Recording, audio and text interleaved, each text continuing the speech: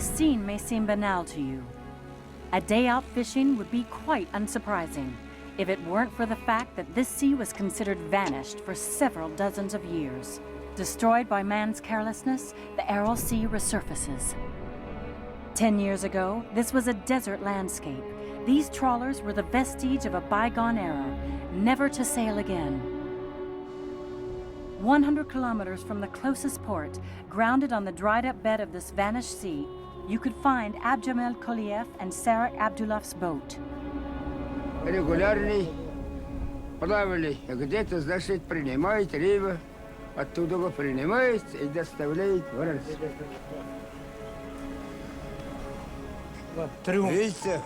Вот, а трюм. Вот, трюм Трюма ничего не где-то. осталось. 50 тонн в сутки рыбы морозили. Какое, значит, радость-то? Ну, смотрите, вот так. It just took the decision of a dictator to transform this region. In the 30s, Stalin decided that cotton should be grown on the arid steppes of Central Asia. The project was pharaonic. Hundreds of thousands of people were deported to set up an enormous network of canals in order to irrigate the desert. To carry out the project, water was diverted and pumped out of two great rivers, the Sir Darya in the north by Kazakhstan and the Amu Darya in the south by Uzbekistan. The two rivers supplied the Aral Sea with 90% of its water. Millions of liters of water were diverted. Soon cotton was being grown on a surface area equivalent to a quarter of France. Uzbekistan became the world's second largest cotton exporter. Stalin's wish had been fulfilled. И эта мечта сбылась. Пустыня покорилась людям новой эпохи, большевикам. С именем Сталина радость пришла, с именем Сталина степь зацвела. As they kept on pumping, the dream turned to nightmare. Within 40 years, the world's fourth largest inland sea lost 3/4 of its surface area and was cut in two. The small sea in the north, the large sea in the south. As it withdrew, the sea revealed its dried-up bed, saturated with salt and pesticides. These had accumulated in the cotton-growing waste. Every year, the wind carried tons of this salty, poisonous dust. It contaminated the air and water for decades. To escape this fate, they had to leave the south. On the journey that led to the small sea of the north, the cars rode on a dried-up bed over seashells. In the abandoned port of Aralsk, which had once been the region's most prosperous, hope grew. The water, which had been more than 100 kilometers away, was just at 25 kilometers. The sea started to come back 15 years ago, thanks to one man's struggle, Alakabay Bermitsiev. Территория Казахстан, барс, это показывает, что барс самый такое хищное существо, они мягкие, ловкие. To save the region, Alakabay fought for the construction of a dike. The aim was to hold back the water of the small sea, a simple idea but very difficult to achieve. Разрухи. Казахстан, барс, это армат. Барс, хищный. Барс, это показывает на местах.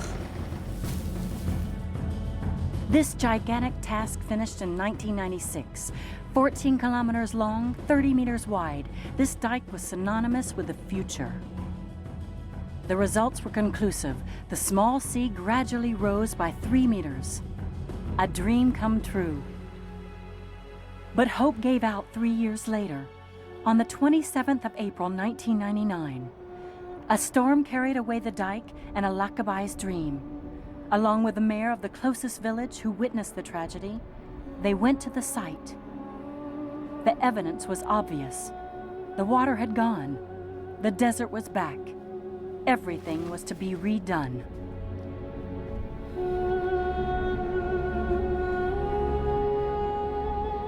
И сонда мына су бірден лықсып былай қарай кетті ма? Сен болдың ба басында? Мына ордан су былай қарай аққан ба? Главный мынаумен кетті ана өзектің. Анаумен кетті, иә? Аха. Главный өзек анау. Үлкен су жатқан әлке. Ең бірінші осынан кетіп, осыны құтқарам деп жүрген ба? Они хотели решить этот вопрос, да? Бірінші осы кеткен ғой. А олар бұл кеткенін білмейді. Олар ана жақта жұмыс істеп жатқан. Жаңа экскаватордың қасында жұмыс істеп жатқаннан кейін уже алды суға кеткен. Сосын техникамен шыққан бәрі. Уже мынаның бәрі алды белгілі ғой, ту ана Қарақалпақстанға дейін уже. Дураки, ахмаға. Они же должны туда сторону, к Угралға. This disaster, which could have tolled the bell for the small sea, luckily provoked an awareness in the international community. The World Bank took up Alakabai's idea and financed a vast project. Today, this crucial aid has brought life as well as water. 2 years ago, the desert stretched on endlessly. Seaweed, freshwater mussels, species of fish that had disappeared are all coming back. This is because of Kok Aral Dam. 13 kilometers long, this steel and concrete construction has replaced the old sand dike. Completed in October 2005, it had a sensational impact.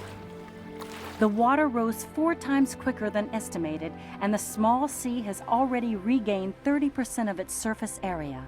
The dam has given life once more to the region. The groundwater levels are rising, and a gentler climate has returned.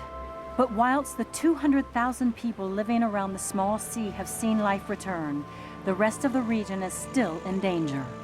Even though water has come back, it has not eliminated the agricultural pollution which affected the north as well as the south of the Aral Sea. The cotton-growing pesticides have been accumulating for decades in the land, the water, and the fish, and so continues to threaten the people.